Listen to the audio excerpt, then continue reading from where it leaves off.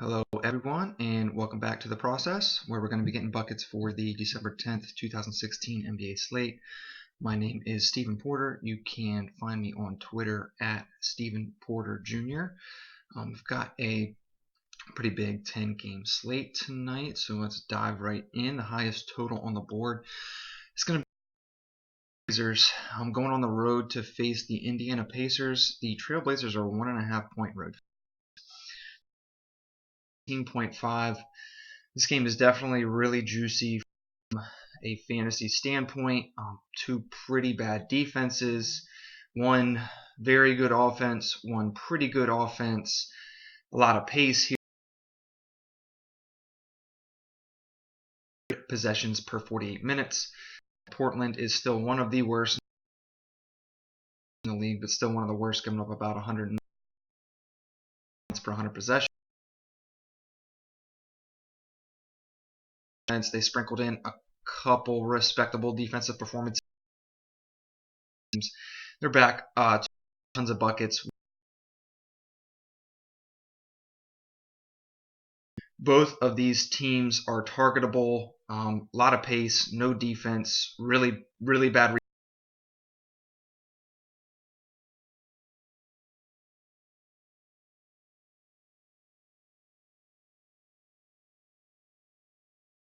He's giving you a crazy high ceiling. I could definitely see playing him in a game stack on Portland's side. Crab also saw a little bit of a bump up in minutes. Played 31 minutes in the last 8% usage rate. There's it's a possibility that he could get hot with his shot. I think there's a little bit of a ceiling. Wouldn't play him in cash games. Not a really strong tournament target, but a guy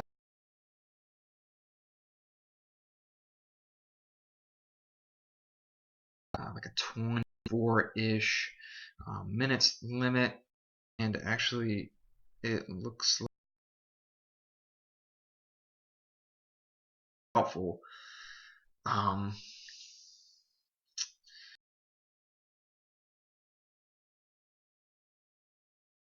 4 minutes to Ed Davis.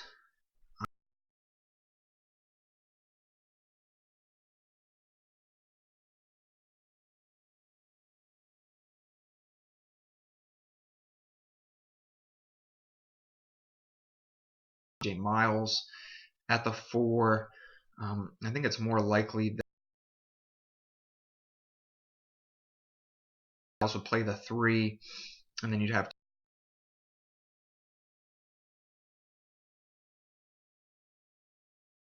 there's a very legitimate chance that Evan Turner could soak up a lot of these minutes as a 3 if both Harkless and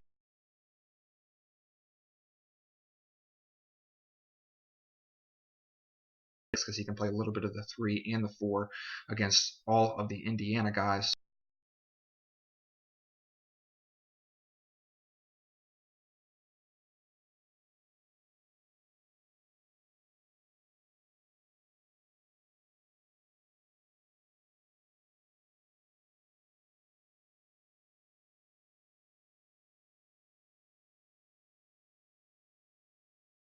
Campaign up for really good mid-range value plays there are. Faded him in Westbrook last night. It worked out. I don't think this is a good spot for him. I've touched on before how in games like where I think Houston kind of projects to run away a little bit, lead by like 20 points for most of the game. I don't think his usage rate very high.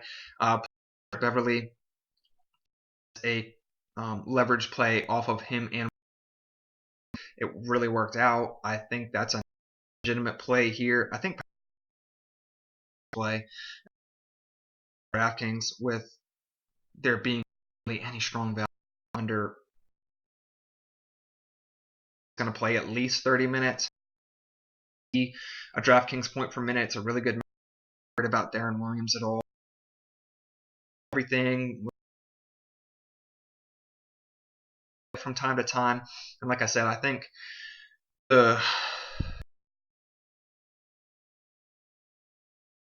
flow away from Harden a little bit. Slack here. I think Beverly could be one of those guys that get extra shot attempts. I think he's a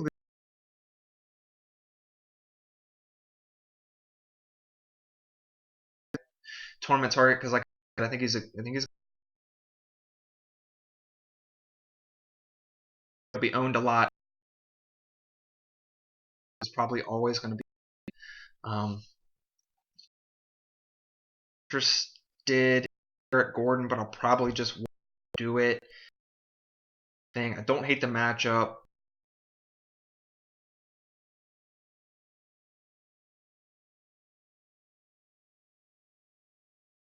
Which I think in this Decker kind of projects to see like mid-20s minutes off the bench.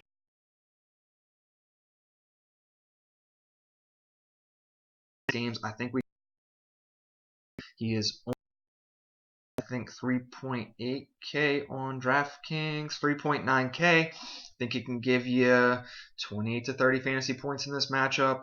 Wanted to use him against the Lakers a couple games ago. Played 23 minutes, gave you 27 fantasy points. I mean, that's a usable line for him at his price point. Don't think he's a cash play just in case that Dallas would keep it close. They have kind of done that randomly throughout the year. But again, definitely another leverage play that you can use for like 48 or 50 DraftKings points. I think you could be kind of in a good spot with playing like Beverly and Sam Decker, something along those lines.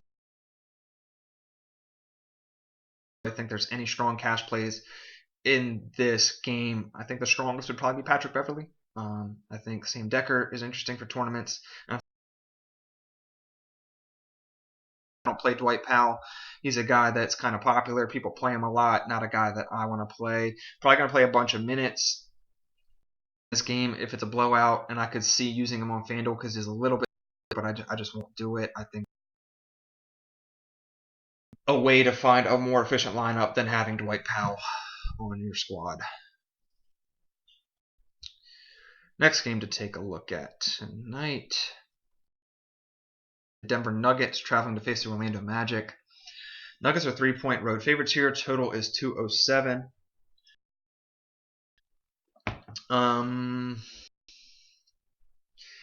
Don't love a whole lot from this game either. Been on Nikola Jokic the last.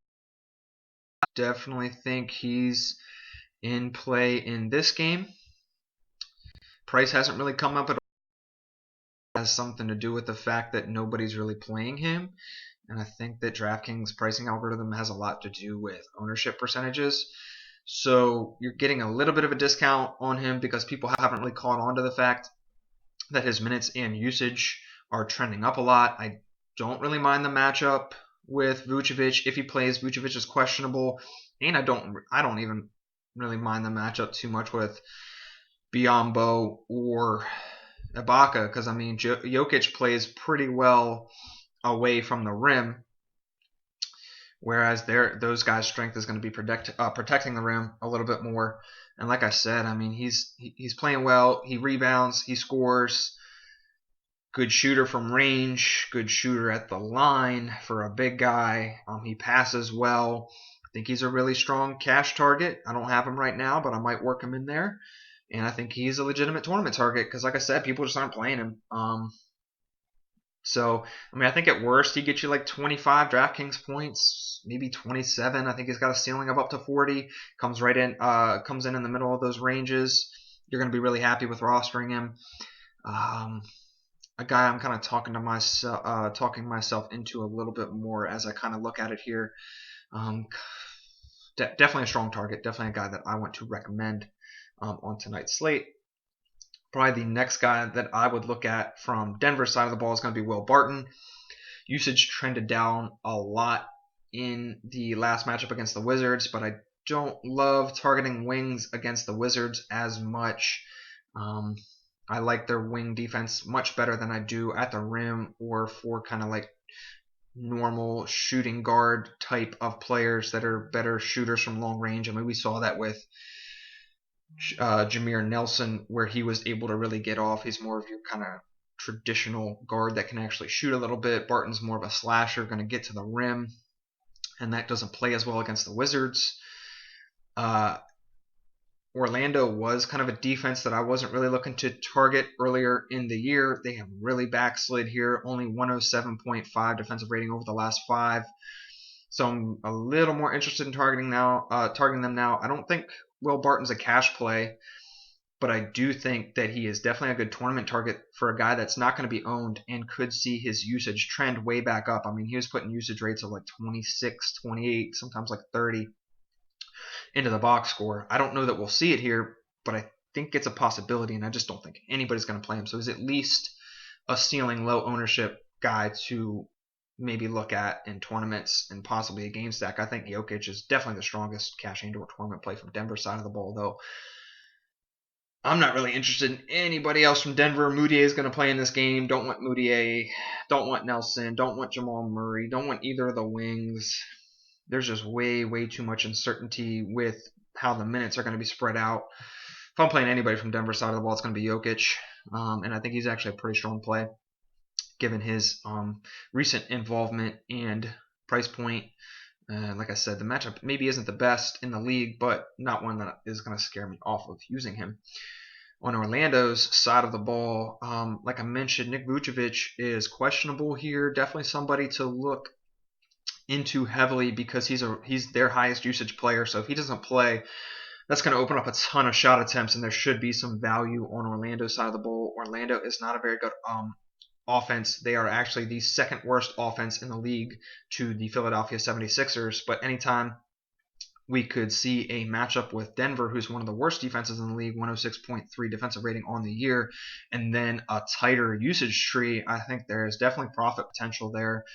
Elfrid Payton would probably be the first guy to look to because Vucevic comes off the bench, as does Elfrid Payton. So I think he would be probably the first guy in line to soak up some of that usage from Nick Vucevic. It's tough to trust any of these guys though because their rotations and shot attempts are just so unpredictable on a nightly basis. But I think Payton would be the first guy in line to soak up some of that usage. I think Fournier might see a couple extra shots, and I don't think it's a bad matchup for Fournier. Kind of pricey at 5.3K for what he's usually going to give you, but somebody that maybe I'd probably look elsewhere in cash games, but maybe a guy you could look at in tournaments as a spiked guy. I think Serge Ibaka, because I think that both of those guys could see a couple extra minutes at the 4 if Vucevic would be out, and it's also worth mentioning questionable in this game, so both of them are out. I think Aaron Gordon might play like 30, at least interesting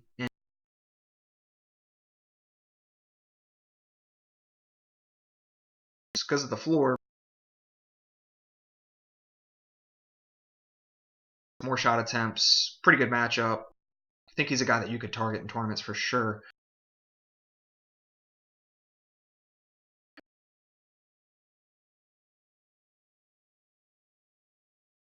Offense meeting a really bad defense, and then a somewhat respectable offense meeting a defense that really backslids. I think there could be more points than expected.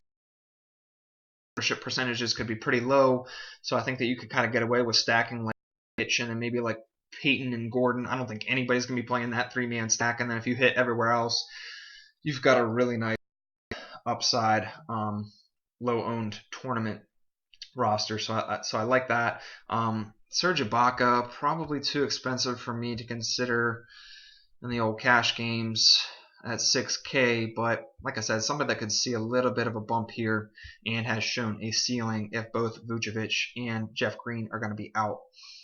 So it's pretty much Payton, Fournier, Gordon, and Ibaka for me. If Vucevic and Jeff Green are both out, I think all 4 of these guys are going to see bumps. I never played Bismack Biyombo. Not good, not on a consistent basis. Need to really trust him in any kind of game. So not going to play him, but Payton, Fournier, Gordon, Ibaka, all at least strong tournament plays. And I mean, some of these guys in Gordon are so cheap. I could see playing them in cash games, but I don't really like to target Orlando guys because there's so much uncertainty in their minutes and shot attempts on any given night. And I like bringing it back with Jokic on the other side. I think he's a strong. Moving on to the next. We've got the New Orleans Pelicans. We visit the Los Angeles Clippers. Clippers are 13-point favorites here. Total's 204.5. This is another pretty easy one for me. I'm pretty much. I think New Orleans is going to get blown out here. They just lost to Philly by 10 points. Really nice bounce back spot for the Lakers after they got embarrassed by the Golden State Warriors on national TV in the last game. Right at home against the.